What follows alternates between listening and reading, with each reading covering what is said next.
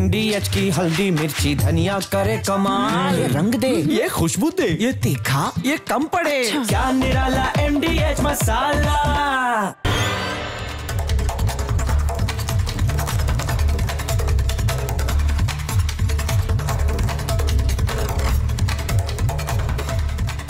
नमस्कार दर्शकों, मैं हूं आपके साथ प्रियंका शर्मा।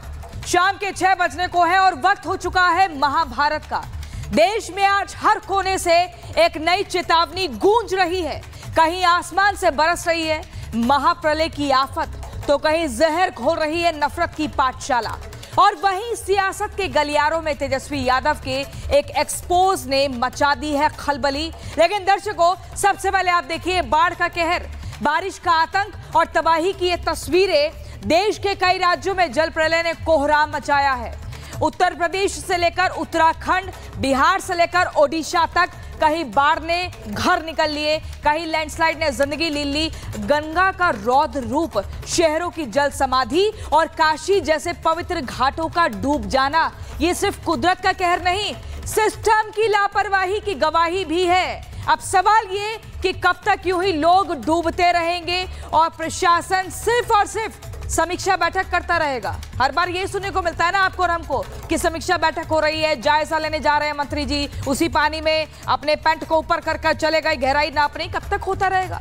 अगली तस्वीर आप देखिए, कौन है वो लोग जो मोदी विरोधी पाठशाला चला रहे हैं। उत्तर प्रदेश में समाजवादी पार्टी की PDA पाठशाला में अब बच्चों को कुछ नया सिखाया जा रहा है, राजनीति का जहर घोला जा रहा है। A फॉर एप्पल की जगह, A फॉर एप्पल आपने और हमने पढ़ा ना, लेकिन अब A फॉर एप्पल की जगह उन्हें बताया जा रहा है A फॉर अखिलेश और D फॉर डिंपल। क्या इसी एजेंडे के तहत शिक्षा दी जा रही है? उत्तर प्रदेश में बच्चों से मोदी विरोध की शपथ क्यों दिलाई गई? क्या ये राजनीतिक एजेंडा मासूम मन में नफरत भरने की कोशिश नहीं है? बीजेपी ने समाजवादी पार्टी पर निशाना साधते हुए कहा कि बच्चों को ढाल बनाकर राजनीति करना बंद करें। अब सवाल ये, क्या ये शिक्षा है या विपक्षियों का एजेंडा? और अगर ऐसा एजेंडा है जिसमें बच्चों का इस्तेमाल हो रहा है तो बहुत ही बेकार है। तीसरी खबर, क्या तेजस्वी यादव ने अब फर्जी वोटर ID मामले में कानून को गुमराह किया है? तेजस्वी ने एक दावा किया था कि उनका नाम वोटर लिस्ट से काट दिया गया है, लेकिन सामने आए 2 अलग अलग वोटर कार्ड के एपिक नंबर, जिसने शक को और गहरा कर दिया है। बीजेपी ने सवाल उठाया, क्या तेजस्वी ने जानबूझकर झूठा प्रचार किया? राहुल गांधी भी बोले थे कि इलेक्शन कमीशन ऑफ इंडिया पर एटम बम फोड़ेंगे, लेकिन अब तक कोई सबूत नहीं है। ऐसे में क्या ये मुद्दा महज एक चुनावी ड्रामा है? क्या आप तेजस्वी यादव पर जांच और एक्शन नहीं होना चाहिए? क्योंकि आप देश को गुमराह कर रहे हैं। ये सब कब तक चलेगा? इसी बीच में सबसे पहले दर्शकों आपको एक बड़ी खबर बता दूं, और फिर दिन भर की सबसे बड़ी खबरें मैं आपको दिखाने वाली हूं। जरा गौर से आप देखिएगा और बने रहिए महाभारत के साथ। देखिए बड़ी खबर, उत्तर प्रदेश के गोंडा में नहर में गिरी है तेज रफ्तार कार, पानी में डूबने से 11 लोगों की मौत की खबर। गोंडा के इटिया थोक इलाके में हादसा होता है। CM योगी ने भी मृतकों के प्रति एक संवेदना व्यक्त की है। घर से पृथ्वीनाथ मंदिर ये श्रद्धालु जा रहे थे। आप देखिए ये रास्ता था गोंडा का, ये देखिए गाड़ी, बोलेरो गाड़ी नहर में गिर गई। इसमें 15 लोग सवार थे और 11 लोगों की मौके से डूबने से मौत हो गई। कोहराम मच गया। एक बच्ची तो रोती बिलखती कह रही कि अभी तो कुछ देर पहले हम हंस रहे थे, खेल रहे थे, बात कर रहे थे, मजाक कर रहे थे और बड़े खुश थे कि हम जा रहे हैं पृथ्वीनाथ मंदिर। अचानक से ये क्या हो गया पता ही नहीं चला, और ये सब कुछ प्रकृति की विनाश लीला है। इस तस्वीर को देखने के बाद सूबे के मुखिया योगी आदित्यनाथ ने भी दुख व्यक्त किया। दर्शकों मैं आपको बताऊंगी कि पानी की मनमानी किस कदर भारी पड़ती जा रही है। जब कुदरत कहर बन जाए, जब आस्था के घाट पर सिर्फ सन्नाटा बचे, जब घर, जिंदगी और यादें सब कुछ पानी में बह जाए, जैसा कि आप देख रहे हैं अपनी टीवी स्क्रीन पर, तब समझिए कि पानी की मनमानी है और वो अपने रौद्र रूप में है। ये कोई एक गांव की कहानी नहीं है, ये बलिया से बनारस, प्रयागराज से केदारनाथ तक फैली हुई तबाही की गवाही है, तस्वीरें हैं। गंगा की उफनती लहरें, बहते घर, डूबते घाट और टूटी हुई आस। आज हम आपको दिखाएंगे बाढ़ की वो विनाश लीला जिसे देखकर दिल कांप उठेगा। लेकिन इसी तबाही के बीच एक उम्मीद भी है, एक दरोगा की आरती। दरोगा जी आते हैं, आरती करने लगते हैं, जो सिखाती है कि हालात चाहे जैसे हो, श्रद्धा कभी भी डगमगाती नहीं है। ये सिर्फ एक रिपोर्ट नहीं है जो मैं आपको दिखाने जा रही हूं, ये समय की वो चीख है जिसे हर किसी को सुनना जानना जरूरी है। देखिए रिपोर्ट।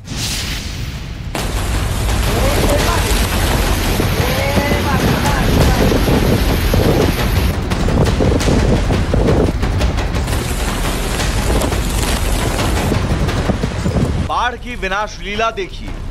ये तस्वीरें उत्तर प्रदेश के बलिया जिले की। पानी की मनमानी इसे ही कहते हैं। गंगा नदी की बेगवती लहरों का तांडव चरम पर है। बलिया के एक गांव में एक पक्का मकान गंगा की लहरों में समाहित हो गया है। इससे ग्रामीणों में दहशत का माहौल है। ये है गंगा की वो विनाशक लहर जो बलिया के इस गांव में तबाही बनकर आई। पक्की दीवारें, मजबूत छतें, सब कुछ ताश के पत्तों की तरह बह गया। ये वीडियो सिर्फ 35 सेकंड का है, लेकिन जो इसमें नजर आया वो जिंदगी भर नहीं भूलेगा कोई। जिस मकान में कभी हंसी खुशी की गूंज थी, वहां अब सिर्फ पानी का शोर है। गंगा की धार ने एक पूरा परिवार बेघर कर दिया और बाकी गांव वालों की रातों की नींद भी छीन ली।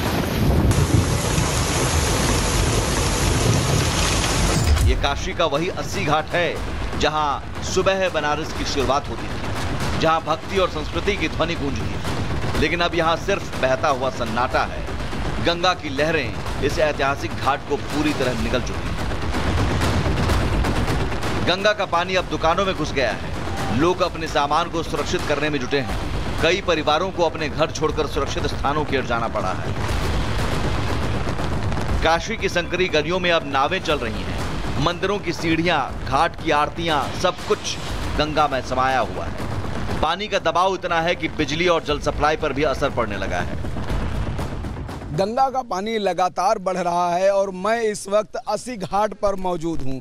ये वही घाट है जहाँ पर हर शाम को हजारों हजार श्रद्धालु यहाँ पहुँचते हैं, बैठते थे और यहाँ पर माँ गंगा के सामने वो घंटों बिताते हैं। यहाँ की स्थिति क्या है आप देखिए कि बड़ी बड़ी जो मंदिरें हैं, बड़े बड़े जो मठ हैं, वो सब डूबे हुए हैं। और मैं आपको बता दूं, जहां मैं खड़ा हूं आप देखिए, चूंकि ये सीढ़ी है 130 सीढ़ी है।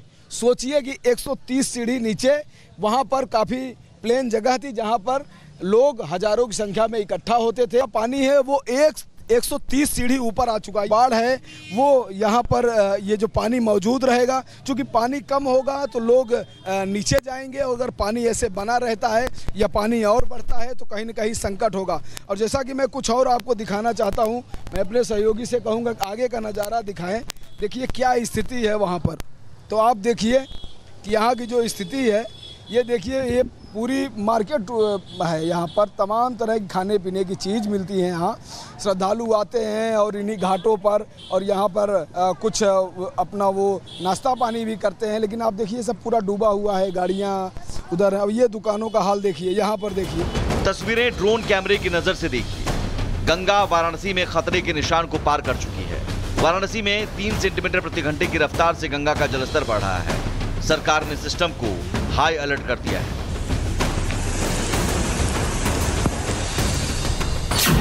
ये तस्वीरें प्रयागराज की, जहां आसमान से बरसते पानी और नदियों के उफान ने हालात बेकाबू कर दिए हैं।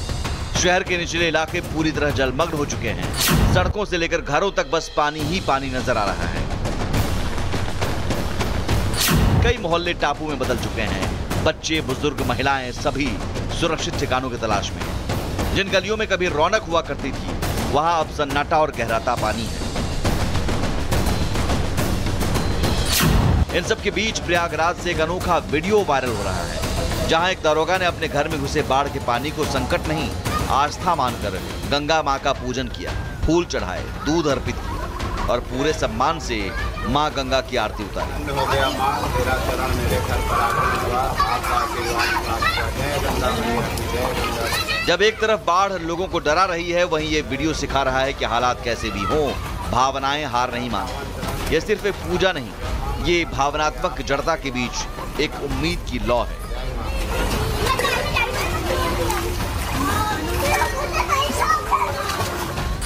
बाढ़ पीड़ितों की मदद के लिए योगी सरकार मुहिम चला रही है। मंत्री स्वतंत्र देव सिंह ने हमीरपुर में बाढ़ के हालात का जायजा लिया। बात उत्तराखंड की करें तो उत्तराखंड के केदारनाथ धाम में पहाड़ दरकने लगे हैं। लैंडस्लाइड का एक बड़ा हादसा सामने आया है, जहां 4 धाम यात्रा के बीच यात्रियों की जान पर बनाई। एसडीआरएफ और प्रशासन की टीमें रेस्क्यू में जुटी हैं। केदारनाथ धाम की तस्वीरें डराने वाली हैं। अचानक तेज बारिश के बाद पहाड़ खिसकने लगे, भारी लैंडस्लाइड हुआ, रास्ता पूरी तरह बंद हो गया। श्रद्धालु जान बचाने के लिए इधर उधर भागते नजर आए। उत्तराखंड के चमोली से बेहद दर्दनाक खबर सामने आई है, जहां ज्योतिर्मठ के पास हेलंग डैम साइट पर भूस्खलन हुआ है और इसकी चपेट में आकर 8 मजदूर मलबे में दब गए। चमोली का हेलंग एक डैम साइट जहां रोज की तरह मजदूर काम में जुटे थे, तभी अचानक तेज आवाज हुई और पहाड़ का एक हिस्सा टूटकर भरभरा कर नीचे आ गिरा। मजदूर संभलते उससे पहले ही मलबे में दब चुके थे। एक पल में शांत साइट चीख पुकारे बदल गई। वहां मौजूद बाकी मजदूरों और स्थानीय लोगों ने खुद ही रेस्क्यू शुरू किया। सूचना मिलते ही एसडीआरएफ और प्रशासन की टीमें भी मौके पर पहुंच गई। पानी की मनमानी की ऐसी ही तस्वीरें देश के कोने कोने से आ रही हैं। हर तरफ बाढ़ बारिश का कोहराम देखने को मिल रहा है। मैदान हो या पहाड़, पानी का रौद्र रूप देखकर सब कांप रहे हैं। Bureau report, Republic Bharat. Prayagraj में जल भराव को लेकर अखिलेश का वार, तेजस तस्वीरें पोस्ट कर योगी सरकार पर हमला बोला। 20,000 करोड़ खर्च करने के बाद प्रयागराज को क्या मिला, ये अखिलेश यादव ने सवाल खड़ा किया है इन तस्वीरों को पोस्ट करते हुए। तस्वीर आप देख रहे हैं, ये प्रयागराज का हाल है एक बारिश के बाद। वो कह रहे हैं कि 20,000 करोड़ खर्च कर दिए, उसके बाद क्या दिया आपने प्रयागराज को। अखिलेश यादव ने यह भी कहा कि प्रयागराज में इतनी मोटा जो रकम खर्च किया है, प्रयागराज के वासियों को जल भराव के सिवा क्या दे रही सरकार। भ्रष्टाचार के गहरे गड्ढों में पानी भरा है। भाजपाई घपलों घोटालों के गोरख धंधे का भंडाफोड़ कर रहा है। ये तस्वीरें आप देखिए, स्मार्ट सिटी की संकल्पना पर पानी फेरने वाले भाजपाई अपनी अपनी नाव लेकर कहां गायब हो गए हैं, ये अखिलेश यादव कह रहे हैं। वो कह रहे हैं घपले घोटाले हुए हैं भाजपाइयों के, और इन तस्वीरों को बार बार दिखा रहे हैं कि आप देखिए कैसे ये परिवार जो है अपने मासूम बच्चे को देखिए कैसे अगर एक जगह से दूसरी जगह पार करना है तो कैसे मुश्किलों का सामना कर रहे हैं। चलते जा रहे हैं, डूब गए हैं, कमर से ऊपर तक पानी आ गया है। पीछे वो महिला है, वो भी तैरती हुई जा रही है और बच्चे को एकदम ऊपर उठाकर ले जा रहे हैं, क्योंकि एक जगह से दूसरी जगह जाना है। 20,000 करोड़ रुपया खर्च हुआ है इसी प्रयागराज में। अखिलेश यादव कह रहे हैं कहां पर इतना बड़ा घपला हो गया।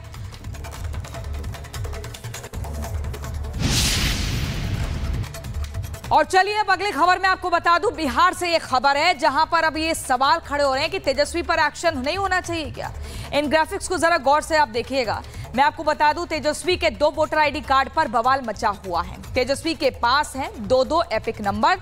तेजस्वी पर एक्शन हुई बात कही जा रही है क्योंकि 2 वोटर आईडी कार्ड और 2 एपिक नंबर है। इस पर एक्शन की मांग। 2 वोटर आईडी कार्ड पर कहा जा रहा है कि अब सख्ती से इस पर संज्ञान लेना चाहिए। एनडीए नेताओं की चुनाव आयोग से मांग है कि तेजस्वी के खिलाफ कड़ी कार्रवाई हो। तेजस्वी के खिलाफ सख्त एक्शन लिया जाना चाहिए। तेजस्वी को गिरफ्तार करने की मांग हो रही है। तेजस्वी यादव के खिलाफ एफआईआर की मांग। तेजस्वी के पास 2 एपिक नंबर कहां से आए, ये बड़ा सवाल है। तेजस्वी पर फर्जी और चीटिंग का मुकदमा होना चाहिए। इलेक्शन कमीशन ने तेजस्वी यादव को नोटिस जारी किया है। वो 2 वोटर कार्ड के मामले में जवाब मांगा है। प्रेस कॉन्फ्रेंस में दावे किए हैं, उस पर सफाई मांगी है।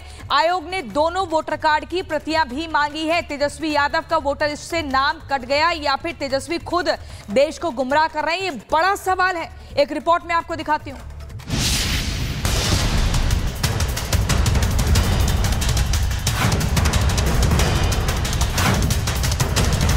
क्या तेजस्वी का नाम वोटर लिस्ट से कट गया है या फिर तेजस्वी जानबूझकर गुमराह कर रहे हैं?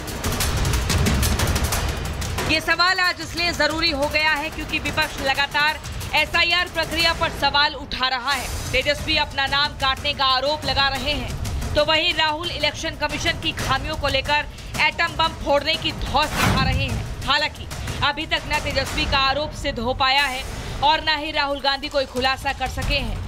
तेजस्वी पर तो उल्टा 2 वोटर आईडी रखने का आरोप लग गया है। इन दोनों वोटर आईडी का एपिक नंबर भी सामने आ गया है, जिसे लेकर बीजेपी अब तेजस्वी पर हमलावर है। 2 एपिक कार्ड नंबर कैसे हैं तेजस्वी यादव जी के पास? क्या तेजस्वी यादव के पास 2 वोटर आईडी कार्ड थे? ये जघन्य अपराध ये भारत के लोकतंत्र और चुनाव आयोग के साथ खिलवाड़ किसने किया है? इलेक्शन कमीशन ने आखिर क्यों छुपाया है? जो लोग भी हैं बूथ वाइज जो है एपिक नंबर जो होता है, EPIC नंबर जो होता है, जो लोग जिनकी मृत्यु हुई है, जिनका स्थानांतरण हुआ है, या जो लोग जो है दूसरे विधानसभा चले गए हैं या शिफ्टेड हैं, आज उन लोगों को कम से कम इलेक्शन कमीशन को बताना चाहिए कि आखिर क्या कारणवश जो है नाम काटा गया। नाम काटा है तो नोटिस दिया है कि नहीं दिया है? SIR प्रक्रिया के तहत 65 लाख वोटर्स का नाम कटा जरूर है, लेकिन जिनका नाम छूट गया है उन्हें अपने वैलिड दस्तावेजों के साथ 1 महीने का समय दिया गया है। यानी जो लोग वैलिड वोटर हैं उन्हें छोड़ा नहीं जाएगा। इसके बावजूद सिर्फ सियासी माइलेज लेने के लिए तेजस्वी का खुलेआम प्रेस कॉन्फ्रेंस कर झूठ बोलना SIR के प्रति उनके नेगेटिव नजरिए को दर्शाता है। हालांकि बीजेपी ने पूछा है कि अगर तेजस्वी के पास 2 वोटर लिस्ट है तो आरजेडी के बाकी कार्यकर्ताओं का क्या हाल होगा? मैं तो आज पूछना चाहता हूं, सुबह इतनी काली है, सुबह इतनी काली है तो रात का आलम क्या होगा? सर्वोच्च नेता के हैं 2 एपिक कार्ड तो कार्यकर्ता का हाल क्या होगा? नहीं, देखिए चुनाव आयोग क्या कह रहा है उसमें ये सिर्फ एक हिस्सा था, जिसमें हो सकता है लास्ट 3 डिजिट्स की वजह से या वेबसाइट की वजह से विसंगतियां आई हों, लेकिन उन्होंने तो बहुत महत्वपूर्ण सवाल पूछे कि पलायन कर गए लोग को आपने कैसे उसमें कर, इतने लोग परमानेंट क्या दस्तावेज है, मृतकों का कोई प्रमाण पत्र लिया है, बूथ वाइज और असेंबली वाइज डिक्लेयर करिए। बीजेपी ने तेजस्वी और कांग्रेस पर अपनी सियासी जमीन बचाने के लिए घटिया राजनीति का आरोप लगाया है। बीजेपी का दावा है कि बिहार में अभी से हार की स्क्रिप्ट तैयार की जा रही है। बीजेपी ने साफ कहा है कि अभी तक 3223 नए नाम ऐड करने का आवेदन आ चुका है, लेकिन एक भी गलत नाम कटने की शिकायत नहीं आई है। यानी राहुल का एटम बम फुस हो गया और तेजस्वी का उड़ान भरने वाला एयरबेस ध्वस्त हो गया। कल जिस प्रकार से एस्केलेट करने की कोशिश की गई एटॉम बम लेकर, अगर एस्केलेट करोगे तो अपने ही घर के अंदर के एयरबेस ध्वस्त होंगे। जिस डाल पे बैठे उसी को काट दिया। पहला नेता है देश का जिसने साबित किया कि मेरे पास डबल एपिक कार्ड है, डबल वोटर कार्ड। अब चुनाव आयोग को तय करना है कि ऐसे नेता पे कार्रवाई करती है। भारतीय संविधान के हिसाब से फोर्जरी या चीटिंग के तहत 471, 468 और 471 के तहत इन पे मुकदमा बनता है। इम्पर्सोनेशन एट इलेक्शन 171D के IPC के तहत इन पे मुकदमा बनता है और representation of the people act 1951 के तहत इन पे मुकदमा बनता है। हमारा चुनाव आयोग से एक स्पष्ट कहना है, चुनाव आयोग तत्कालीन FIR करे। ये पूरे RJD लालू परिवार सबकी जांच होनी चाहिए कि सबने तो 2-2 वोटर ID कार्ड नहीं बनवा रखे भाई। SIR प्रक्रिया को मुद्दा बनाकर विपक्ष लगातार बीजेपी और चुनाव आयोग की साठगांठ साबित करने की कोशिश कर रहा है, लेकिन हर बार तेजस्वी और राहुल को उनकी चाल उल्टी पड़ रही है। अब देखना ये है कि क्या विपक्ष SIR प्रक्रिया में एक भी खामी निकालने में सफल हो पाता है या फिर SIR प्रक्रिया का मुद्दा विपक्ष के लिए ही घातक सिद्ध होता है। Bureau report, Republic Bharat. तो आतंक पर प्रहार लगातार जारी है। खबर मैं आपको बताऊंगी अब जम्मू कश्मीर से। धमाके की गूंज, गोलियों की तड़तड़ाहट और जंगल की ओट में छिपे दुश्मन। ये कोई फिल्मी सीन नहीं बल्कि कश्मीर के कुलगाम का वो रियल ऑपरेशन है जहां हमारे शूरवीरों ने लश्कर-ए-तैयबा की आतंकियों को मौत की नींद सुला दी। पहलगाम हमले का बदला लिया गया और फिर साफ कर दिया गया है कि भारत अब सिर्फ सहता नहीं है, सीधे जवाब भी देता है। ऑपरेशन महादेव की गूंज अब घाटी के हर कोने में सुनाई दे रही है। मैं आपको दिखाऊंगी कि जंगलों में चला एनकाउंटर का हर वो दृश्य जो बताता है कि सेना का संकल्प एक ही है, घाटी से आतंक का खात्मा। रिपोर्ट।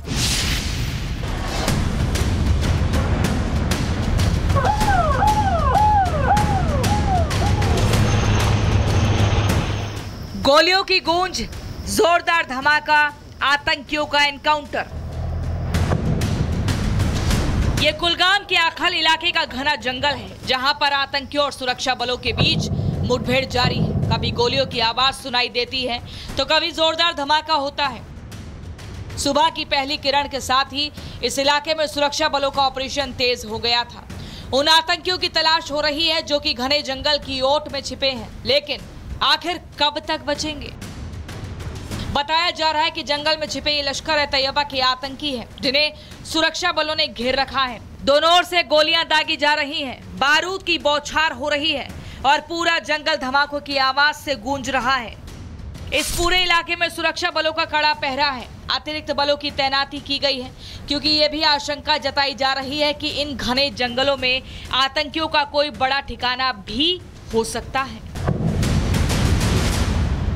लगातार चुनौतीपूर्ण हालात में सुरक्षा बलों और आतंकियों के बीच मुठभेड़ जारी है, जिसमें मारे गए आतंकी हैरिस की जो शव है उसे बरामद कर लिया गया है। बाकी आतंकियों के लिए सुरक्षा बलों का अभियान लगातार जारी है। कोशिश ये है कि हेलीकॉप्टर्स की मदद से भी स्पेशल कमांडोज को यहां उतारकर इस ऑपरेशन को जल्द से जल्द खत्म किया जाए। यहाँ लश्कर के और भी आतंकी छिपे हुए हैं, जिनकी तलाश में जंगल के इस पूरे इलाके में सर्च ऑपरेशन चलाया जा रहा है। इस इलाके में ऑपरेशन का आज तीसरा दिन है। शुक्रवार को इस इलाके में आतंकियों की हलचल की खबर मिलने के बाद सुरक्षा बलों ने बिना देरी किए तुरंत शाम को कार्रवाई शुरू कर दी। इस दौरान आतंकियों ने सुरक्षा बलों पर फायरिंग शुरू कर दी, जिसके बाद मुठभेड़ शुरू हो गई, लेकिन आतंकी गोलीबारी करते हुए अंधेरे की आड़ में जंगल के भीतर क्षेत्र में भाग निकले। अंधेरा होने के चलते इलाके की सख्त घेराबंदी की गई। आतंकवादियों और सुरक्षा बलों के बीच रात भर रुक रुक कर फायरिंग होती रही और आखिरकार सुरक्षा बलों को सफलता हासिल हुई। इससे पहले 28 जुलाई को सुरक्षा बलों ने ऑपरेशन महादेव के तहत लिडवास के जंगलों में 3 आतंकी मारकर पहलगाम हमले का बदला लिया था। यही वो आतंकी थे जिन्होंने पहलगाम में बेकसूर लोगों की हत्या की थी और एक हफ्ते के भीतर हुई इस कार्रवाई ने दुश्मन को बता दिया है कि सेना के शूरवीर घाटी से आतंकियों का खात्मा करके ही दम लेंगे। Bureau report, Republic Bharat. Pakistan से मैच का कोई सवाल ही नहीं उठता है। जब सीमा पर खून बह रहा हो, जब जवान शहीद हो रहे हो, तब क्या दुबई में छक्के चौकों की बात होनी चाहिए? एशिया कप 2025 का शेड्यूल भले ही जारी हो चुका हो, लेकिन देश में एक ही आवाज गूंज रही है, पाकिस्तान से नहीं चाहिए कोई मैच। संसद से लेकर स्टेडियम तक सवाल उठ रहा है, जो देश आतंकियों को भेजता है उसके साथ क्रिकेट कैसा? ओबीसी से लेकर हरभजन तक और आम फैंस से लेकर पूरे सभी जितने पूर्व खिलाड़ी हैं उन तक हर कोई यही कह रहा है कि पहले देश फिर क्रिकेट। क्या अब वक्त आ गया है भारत पाकिस्तान मैच पर आखिरी और अंतिम फैसला लेने का? ये रिपोर्ट देखिए।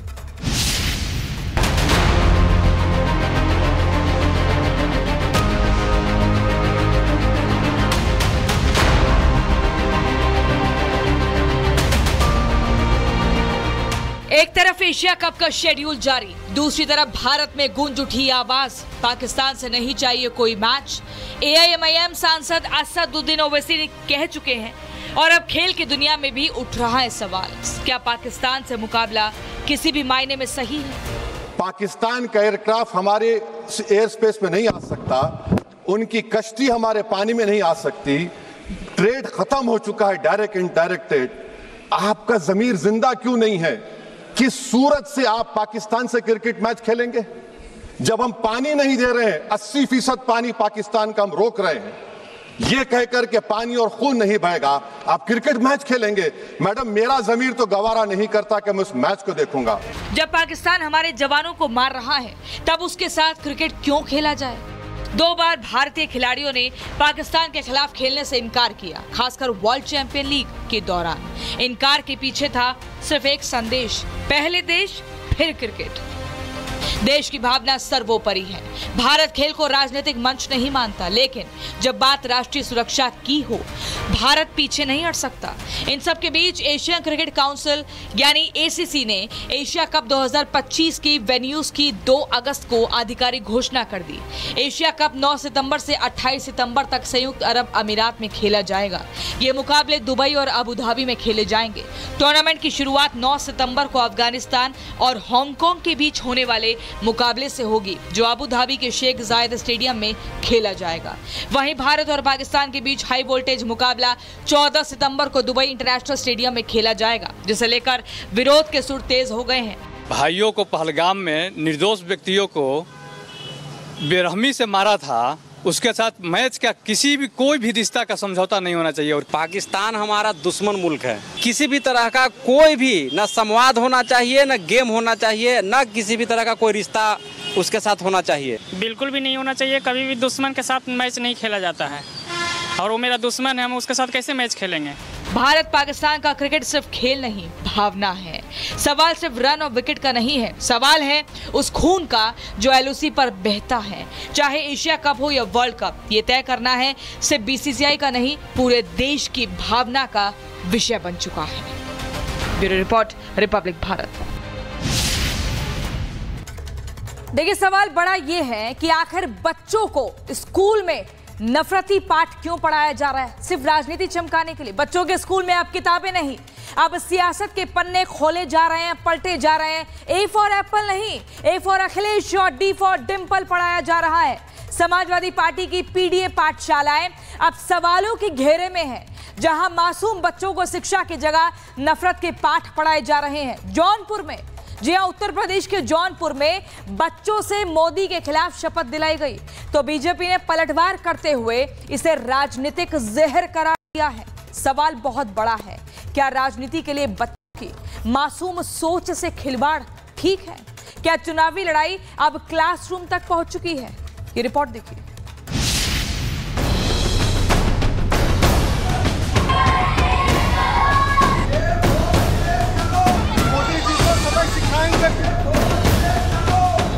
उत्तर प्रदेश में प्राइमरी स्कूलों के मर्जर का मुद्दा उठा तो समाजवादी पार्टी ने इसे हाथों हाथ ले लिया। अखिलेश यादव ने स्कूलों के मर्जर को गरीब बच्चों के खिलाफ साजिश बताया, उन्हें शिक्षा से वंचित करने को लेकर सरकारी तंत्र पर प्रहार किया। यहाँ तक कि मर्जर से बंद होने वाले स्कूलों की जगह पीडीए पाठशाला खोलने की बात कही। अब अखिलेश यादव के पीडीए पाठशाला की तस्वीरें देख लीजिए। यहाँ बच्चों को शिक्षा की बजाय सियासी पाठ पढ़ाया जा रहा है। पहले बच्चे जहाँ ए फॉर एप्पल पढ़ते थे, अब उन्हीं बच्चों को ए फॉर अखिलेश और डी फॉर डिम्पल पढ़ाया जा रहा है।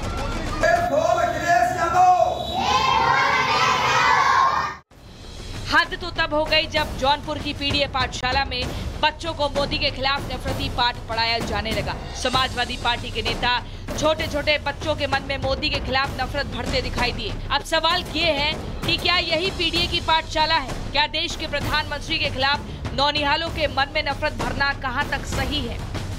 मोदी जी को सबक सिखाएंगे, मोदी जी को सबक सिखाएंगे। समाजवादी पार्टी की पीडीए पाठशाला में नफरत का सियासी पाठ पढ़ाने को लेकर बीजेपी ने हमला बोला है। बीजेपी का कहना है कि समाजवादी पार्टी की हकीकत यही है, अब वो चुनाव में सीधे मुकाबला नहीं कर सकते तो नौनिहालों को गुमराह कर मोदी के खिलाफ भड़का रहे हैं। पीडीए की पाठशाला जहां पढ़ाया जा रहा है A for Akhilesh, D for dog, D for Dimple, M for monkey, M for Mulayam Singh. बच्चों को पढ़ाने के बजाय आदरणीय नरेंद्र मोदी जी को सबक सिखाने का शपथ दिलाया जा रहा है। इतनी दूषित मानसिकता अखिलेश यादव और समाजवादी पार्टी की हो गई है कि छोटे छोटे बच्चों के मन में जहर भरने का प्रयास कर रहे हैं। समाजवादी पार्टी कितना नीचे गिरेगी? वो बच्चों में भी जाति का जहर घोलने की कोशिश कर रही है, बच्चों को पॉलिटिकल टूल बनाने का प्रयास कर रहे हैं। ये बहुत घृणित काम है और इस मामले का बाल आयोग को भी संज्ञान लेना चाहिए कि बाल अधिकार संरक्षण आयोग ऐसे लोगों पर संज्ञान लेकर के कठोर दंडात्मक कार्रवाई करे। पीडीए पाठशाला पर बीजेपी के आरोपों का सपा सांसद अवधेश प्रसाद ने बचाव किया है। उन्होंने पीडीए पाठशाला की धारणा को सही बताते हुए इसे पीडीए समाज के उत्थान से जोड़ा है। योगी बाबा की सरकार ने उत्तर प्रदेश के हजारों हजार विद्यालयों को बंद करके एक बहुत बड़ी समस्या और चिंता पैदा कर दिया है। अब इसमें योगी बाबा की सरकार समझ में आई है कि उसका ये कदम अच्छा नहीं है, तो कहीं न कहीं ये हमारे नेता समाजवादी पार्टी की एक जीत है।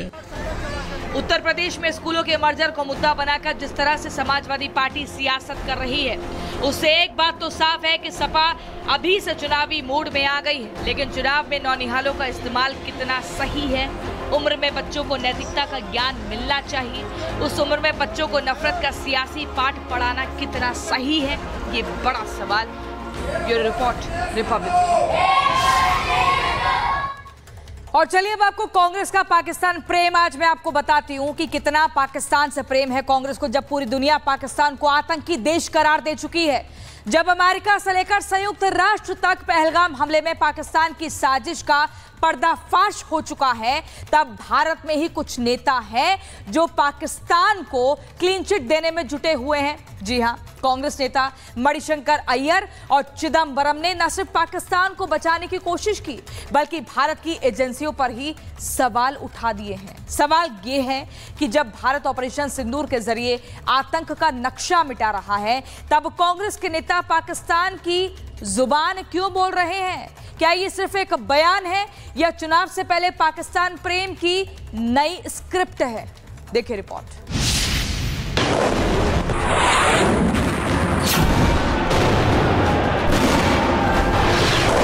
व्यापक चर्चा सदन में कर सके। छाती को पीटते हुए कहते हैं कि हाय हाय पाकिस्तान है। पहलगाम आतंकी हमला पाकिस्तान की करतूत थी, इसका पुख्ता सबूत अमेरिका भी दे चुका है और भारत ने तो ऑपरेशन सिंदूर चलाकर पाकिस्तान की आतंकी अड्डों का पर्दाफाश पूरी दुनिया में कर दिया। लेकिन कांग्रेस ही मानने को तैयार नहीं है। कांग्रेस नेताओं में पाकिस्तान को क्लीन चिट देने की होड़ लगी है और इसी कड़ी में अब पहलगाम आतंकी हमले के लिए पाकिस्तान को बेगुनाही का सर्टिफिकेट दिया है। कांग्रेस नेता मणिशंकर अय्यर ने कहा है कि भारत बेवजह छाती पीटकर पहलगाम आतंकी हमले के लिए पाकिस्तान को जिम्मेदार ठहरा रहा है। वो जो 33 देश ठरूर और उनके लोग गए हों कि पाकिस्तान जिम्मेवार है, यूएन ने भी नहीं कहा कि पाकिस्तान जिम्मेवार है, अमेरिका ने नहीं कहा कि पाकिस्तान जिम्मेवार है। हम ही इकलौता है जो अपने छाती को पीटते हुए कहते हैं कि हाय हाय पाकिस्तान है जिम्मेवार। मॉनसून सत्र में ऑपरेशन सिंदूर पर चर्चा से पहले भी कांग्रेस के वरिष्ठ नेता पी चिदंबरम ने ऐसा ही विवाद खड़ा किया था, जिस पर खूब हंगामा हुआ। चिदंबरम ने कहा था, क्या एनआईए ने आतंकवादियों की पहचान की है कि वे कहां से आए? जितना हमें पता है वे घरेलू आतंकवादी हो सकते हैं। आप क्यों मानते हैं कि वे पाकिस्तान से आए हैं? इसका कोई सबूत नहीं है। चिदंबरम ने एनआईए की जांच पर सिर्फ सवाल नहीं उठाया था, बल्कि पहलगाम आतंकी हमले में पाकिस्तान का हाथ होने का सबूत भी मांग लिया था, जिस पर पीएम ने कांग्रेस की जबरदस्त क्लास लगाई थी। देश हैरान है, कांग्रेस ने पाकिस्तान को क्लीन चिट दे दी है।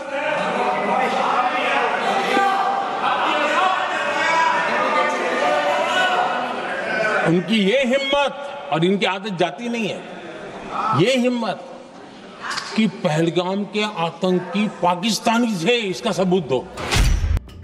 भारत ने आतंकी जिस फसल को बोने की सजा पाकिस्तान को दी, उसकी चर्चा पूरी दुनिया में हुई। दुनिया के ज्यादातर देशों ने पहलगाम आतंकी हमले के लिए पाकिस्तान को कोसा। यूएन के मंच से दुनिया के कई देशों ने आतंकी गतिविधियों के लिए पाकिस्तान की निंदा की। अमेरिका ने तो पहलगाम आतंकी घटना में शामिल होने की सजा पाकिस्तान को उसके आतंकी संगठन टीआरएफ पर बैन लगा कर दी। लेकिन कांग्रेस नेताओं को पाकिस्तान पाक साफ नजर आ रहा है, जिस पर बीजेपी भड़क गई है। पहलगाम पर पी चिदंबरम ने क्लीन चिट दिया पाकिस्तान को, कहा कि कोई प्रमाण नहीं है। शायद प्रथम परिवार कांग्रेस पार्टी को नहीं पता कि टीआरएफ पर प्रतिबंध यूनाइटेड स्टेट्स ने लगाया है और अब पाकिस्तान बचाओ आंदोलन कांग्रेस पार्टी का चल रहा है। इसीलिए ये आईएनसी, इंडियन नेशनल कांग्रेस नहीं, ये इस्लामाबाद नेशनल कांग्रेस बन चुकी है। ये पीपीपी, पाकिस्तान परस्त पार्टी बन चुकी है। और Rahul Gandhi leader of opposition LOP नहीं है, राहुल गांधी लीडर ऑफ पाकिस्तान बन चुके हैं। कांग्रेस के पाकिस्तान प्रेम पर संसदीय कार्य मंत्री रिजिजू ने भी तंज कसा है। किरण रिजिजू ने पाक की भाषा बोल रहे कांग्रेस नेताओं पर तंज कसते हुए सवाल उछाला है कि एक पाकिस्तान पप्पू नेता ने क्यों कहा कि हमारे लोग भारतीय संसद में बैठे हैं। हालांकि कांग्रेस का पाकिस्तान प्रेम नया नहीं है। आए दिन कांग्रेस नेता कोई न कोई ऐसा बयान देते रहते हैं जिसे हथियार बनाकर पाकिस्तान प्रोपेगेंडा पॉलिटिक्स करता है। लेकिन इस बार बिहार चुनाव से पहले टाइमिंग देखकर अंदाजा लगाना मुश्किल नहीं कि एक बार फिर कांग्रेस ने सेल्फ गोल की तैयारी कर ली है। Bureau report, Republic Bharat. तो चलिए मैं आपको बताती हूँ, ट्रंप वर्सेस पुतिन, तो क्या वॉर का कोई सीन है? क्या दुनिया तीसरे विश्व युद्ध के मुहाने पर खड़ी है? रूस को खुली चेतावनी, परमाणु पनडुब्बियों की तैनाती और अब अमेरिका के राष्ट्रपति डोनाल्ड ट्रंप की सबसे बड़ी धमकी, हम परमाणु युद्ध के लिए तैयार हैं। रूस और अमेरिका के बीच जुबानी जंग अब बारूद की भाषा में बदलती हुई दिख रही है। ट्रंप ने रूस के करीब परमाणु पनडुब्बियां भेजकर संकेत दे दिया है कि अब सिर्फ शब्द नहीं, हथियार बोलेंगे। सबसे बड़ा सवाल, क्या ट्रंप की ये चेतावनी पूरी दुनिया को खौफनाक तबाही की तरफ ले जा रही है? ये रिपोर्ट देखिए।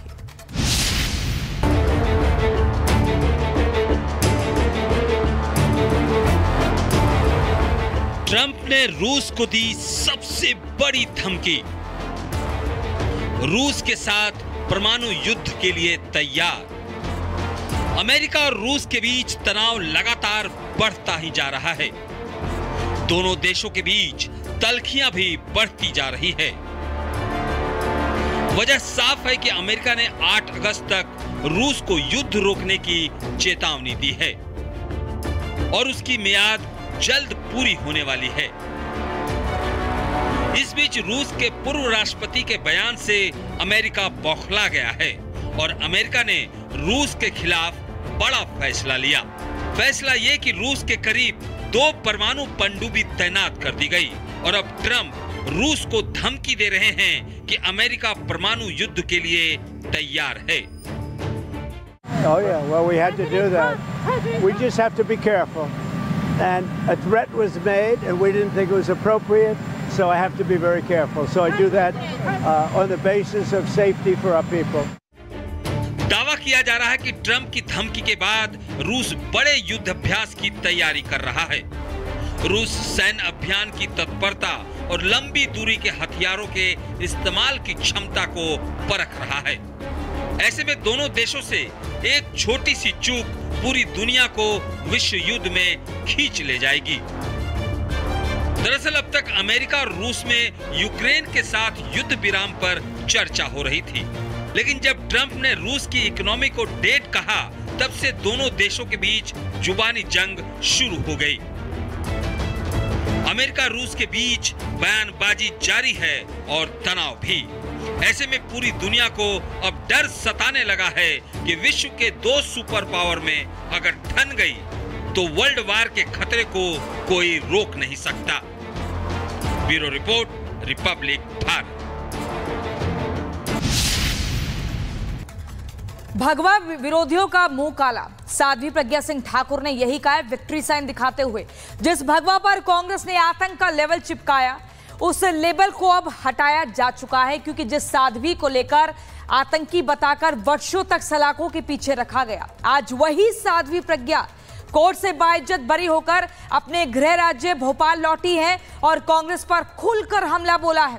साध्वी प्रज्ञा ने न सिर्फ भगवा आतंकवाद को कांग्रेस की साजिश बताया, बल्कि यह भी दावा किया कि उनसे जबरन नरेंद्र मोदी, योगी आदित्यनाथ और संघ के नेताओं के नाम उगलवाने का दबाव डाला गया था। उन्होंने अपनी आपबीती भी सुनाई और ये भी कहा कि मालेगांव केस के फैसले ने देशद्रोहियों के मुंह पर कालिख पोत दी है। क्या सच में भगवा पर थोपे गए आतंक के नैरेटिव की साजिश अब बेनकाब हो चुकी है? ये रिपोर्ट देखिए।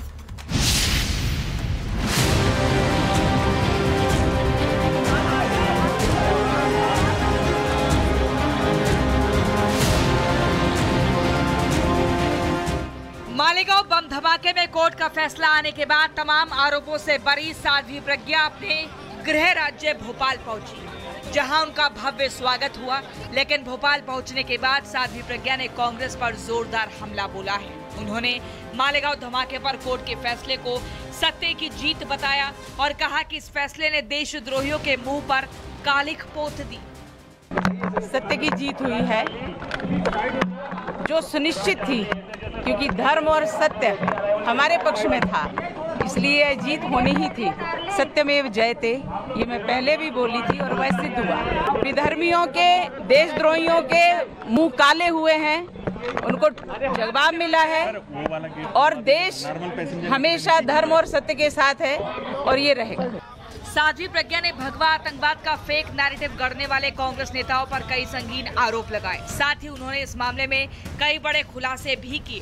उन्होंने आरोप लगाया कि उन पर नरेंद्र मोदी, योगी आदित्यनाथ, मोहन भागवत, राम माधव और इंद्रेश कुमार का नाम लेने का दबाव बनाया गया, लेकिन उन्होंने किसी दबाव के आगे घुटने नहीं टेके। बहुत बड़े बड़े लोगों के नाम जबरदस्ती बोलने के लिए कहा उन्होंने, मैंने वो नाम नहीं बोले, उनके अनुसार मैंने काम नहीं किया, इसलिए उन्होंने मुझे प्रताड़ित किया। और उन नामों में विशेष तौर पर माननीय भागवत जी का नाम, राम माधव जी का नाम, हमारे माननीय मोदी जी का नाम, योगी जी का नाम, माननीय इंद्रेश जी का नाम और तमाम वो नेता जो बड़े बड़े नेता हैं उन लोगों के नाम लेने के लिए कहा कि उन्होंने कहा और हमने ऐसा किया, ये बोलो। साध्वी प्रज्ञा ने मालेगांव धमाके के बाद अपने उन 24 दिनों की दिल दहला देने वाली आप बीती भी बयां की, जिसमें गुजरात एटीएस अधिकारियों ने उन्हें बुरी तरह प्रताड़ित किया। मैंने बार बार ये कहा है, बहुत ही निकृष्ट, बहुत ही अधम व्यक्ति है परमवीर सिंह, क्योंकि उसने हर सीमा पार की है, हर कानून को तोड़ा है और कानून से बाहर जाकर के उसने मुझे प्रताड़नाएं दी हैं। अकेले परमवीर सिंह ने नहीं, पूरे एटीएस के अधिकारियों ने प्रताड़ित किया है, पुरुषों ने प्रताड़ित किया है, हर कानून को तोड़ा है। उन्होंने मुझे गैर कानूनी 13 दिन तक रखा और 11 दिन की कस्टडी, इस प्रकार से मैं 24 दिनों तक पुलिस कस्टडी में रही और प्रताड़नाएं झेलती रही एटीएस की। कांग्रेस की तुष्टीकरण वाली राजनीति की बखिया उघेड़ते हुए साध्वी ने भगवा आतंकवाद का फेक नैरेटिव गढ़ने वाली कांग्रेस को हिंदू विरोधी करार दिया। हिंदुओं को प्रताड़ित किया, हिंदुओं को किसी भी प्रकार से जो प्रताड़ित कर सकते थे, जेल में डाल सकते थे, उनको मार सकते थे, उनके ऊपर झूठे केस लगा सकते थे, वो सब कुछ किया। और देश के तो छोड़ो, भगवा को आतंकवाद कह दिया, हिंदुत्व को आतंकवाद कह दिया। ऐसी निकृष्टता, इतने निम्न स्तर की सोच कांग्रेस रखती है और कांग्रेस ने ये कुचक्र रचा। बहरहाल साध्वी प्रज्ञा ने इस सनसनीखेज खुलासे के बाद कांग्रेस के खेमे में सन्नाटा है। कोई एक शब्द भी बोलने को तैयार नहीं है, जो इशारा करता है कि मालेगांव धमाके की साजिश से पर्दा उठने के बाद कांग्रेस बैकफुट पर है। Bureau report, Republic Bharat. जिंदगी की जंग हार गई मासूम। जी हां, किसी से नफरत नहीं थी उसे, ना कोई दुश्मनी, ना कोई झगड़ा, फिर भी वो जिंदा जला दी गई। ओडिशा की मासूम बेटी की चीखें भार्गवी नदी के किनारे शायद आज भी गूंज रही होंगी, लेकिन अफसोस, ना इंसानियत जागी, ना समाज। दिल्ली के एम्स में जिंदगी से जंग लड़ती उस बच्ची की सांसें आखिरकार थम गई। सवाल अब भी वही है, आखिर कब तक बेटियां इस तरह दरिंदगी की आग में झोंकी जाती रहेंगी? क्या सिर्फ ट्वीट और संवेदनाएं ही उसका इंसाफ है? क्या इस बेटी को इंसाफ मिलेगा या ये भी एक आंकड़ा बनकर रह जाएगी? ये रिपोर्ट देखिए।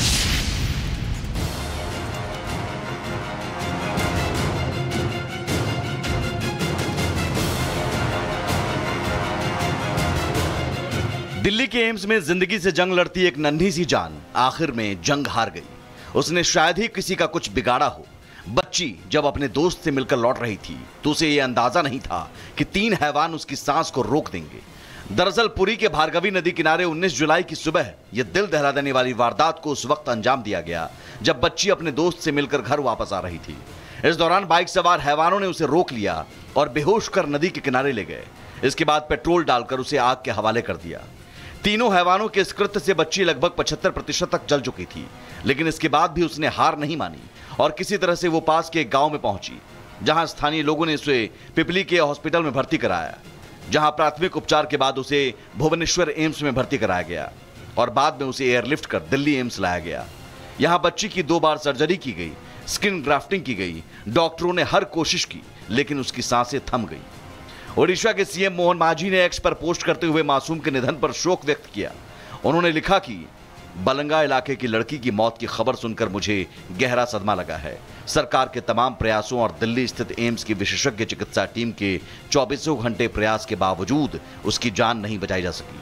मैं लड़की की आत्मा की शांति के लिए प्रार्थना करता हूं और ईश्वर से उसके परिवार को इस अपूरणीय क्षति को सहन करने की शक्ति देने की प्रार्थना करता हूं। बीजेडी सांसद सस्मित पात्रा ने भी मासूम के निधन पर शोक व्यक्त किया है। उन्होंने कहा कि पीड़िता का पिछले कुछ दिनों से दिल्ली एम्स में इलाज चल रहा था, लेकिन हम उसे बचा नहीं पाए। demand is that strict action must be taken against the perpetrators. They must be brought to justice. BJD अध्यक्ष और विपक्ष के नेता नवीन पटनायक ने भी मासूम की मौत पर गहरा दुख व्यक्त किया और उसके परिवार के प्रति अपनी संवेदना व्यक्त की है। उन्होंने एक्स पर पोस्ट करते हुए लिखा कि यह जानकर बहुत दुख और पीड़ा हुई कि पूरी जिले के बलंगा इलाके में आग लगा दी गई। युवती की एम्स में इलाज के दौरान मौत हो गई। इस दुख की घड़ी में मेरी संवेदनाएं युवती के साथ हैं और मैं उसके परिवार के साथ हूं। ईश्वर परिवार के सदस्यों को इस अपूरणीय क्षति को सहन करने की शक्ति प्रदान करे। ओडिशा पुलिस ने भी घटना पर दुख व्यक्त किया और दावा किया कि लड़की को जलाने की घटना की जांच अंतिम चरण में पहुंच गई है। पुलिस का दावा है कि इस घटना में कोई और व्यक्ति शामिल नहीं था। साथ ही सभी से इस मामले पर कोई भी सनसनीखेज बयान नहीं देने का आग्रह किया है। इस घटना ने ओडिशा में महिला सुरक्षा को लेकर सवाल खड़े किए हैं। विपक्षी दल बीजेपी सरकार पर हमलावर है और दोषियों की तत्काल गिरफ्तारी की मांग कर रहे हैं। अब सवाल यह है कि क्या उस बेटी को इंसाफ मिलेगा या फिर यह केस भी आंकड़ों की भीड़ में कहीं गुम हो जाएगा। Bureau report, Republic Bharat. अगर आप भी ऑनलाइन दवाइयां मंगवाते हैं तो सावधान हो जाइए, क्योंकि जिस दवा को आप सेहत का सहारा समझकर मंगवा रहे हैं वही दवा अब जहर बन रही है। मुंबई के मलाड से एक खौफनाक खुलासा हुआ है, जहां करोड़ों की नकली, जी हां, करोड़ों की नकली, एक्सपायर्ड और बिना रजिस्ट्रेशन वाली दवाएं बरामद हुई हैं। ये दवाएं बिना बिल, बिना पर्ची और बिना परमिशन के ऑनलाइन बेची जा रही थी। यानी कि मौत अब बाय नाउ बटन से आपके घर पर पहुंच रही हैं। टेक्नोलॉजी की ये सुविधा अब आपकी सबसे बड़ी मुश्किल बन सकती है। मैं आपको बताऊंगी कि कैसे एक क्लिक आपकी जान पर बन सकता है भारी। ये रिपोर्ट जरा ध्यान से देखिए।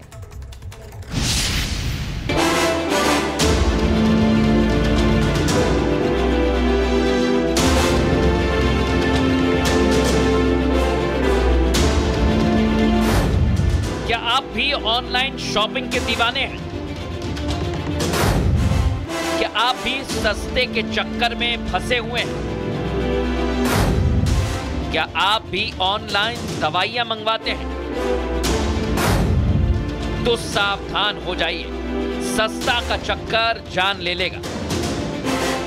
टेक्नोलॉजी ने हमारे लिए सब कुछ आसान बना दिया। एक समय था जब शॉपिंग का मतलब बाजार जाना होता था, लेकिन आजकल घर बैठे ही शॉपिंग हो जाती है और अब यही ऑनलाइन शॉपिंग आपकी जिंदगी के लिए खतरा बन चुकी है। ये आपकी जान भी ले सकती है। आप ऑनलाइन साइट्स पर शानदार ऑफर देखते ही बिना ज्यादा सोचे समझे बाय नाउ का बटन दबा देते हैं। लेकिन क्या आपने कभी सोचा है जो सामान आप इतने भरोसे से मंगवाते हैं वो आपकी सुरक्षा के लिए बड़ा खतरा हो जाता है। मुंबई के मलाड इलाके में एफडीए ने बड़ी कार्रवाई करते हुए ऐसे ही गिरोह का भंडाफोड़ किया, जिसमें करोड़ों की अवैध, नकली और एक्सपायरी दवाइयों को बरामद किया गया। दरअसल एफडीए को सूचना मिली थी कि मलाड में गोदाम में बड़े पैमाने पर दवाइयों का स्टॉक जमा किया गया है। इसके बाद एफडीए की टीम ने मुंबई पुलिस की मदद से छापा मारा तो दंग रह गई। भारी मात्रा में नकली, बिना रजिस्ट्रेशन की और एक्सपायर्ड दवाइयों को जब्त किया गया। जब्त की गई दवाइयों की कुल कीमत 3 करोड़ से ज्यादा बताई गई। तो देखिए, ऑनलाइन खरीदारी करना सहूलियत भरा होता है, मैं मानती हूँ, लेकिन कई बार जानलेवा भी साबित हो सकता है, जैसे कि नकली दवाओं का जब भंडाफोड़ हुआ उससे पता लगा। तो महाभारत में इन खबरों के साथ फिलहाल इतना ही। मुझे दीजिए इजाजत, अपना बहुत ख्याल रखिए। रुक रहे हैं एक ब्रेक के लिए, आप देखते रहिए रिपब्लिक भारत। अब आया असली स्वाद। अब आया स्वाद। जब स्वाद के पड़े हो लाले तो MDH का चंकी चाट मसाला डालें। MDH का चंकी चाट मसाला। MDH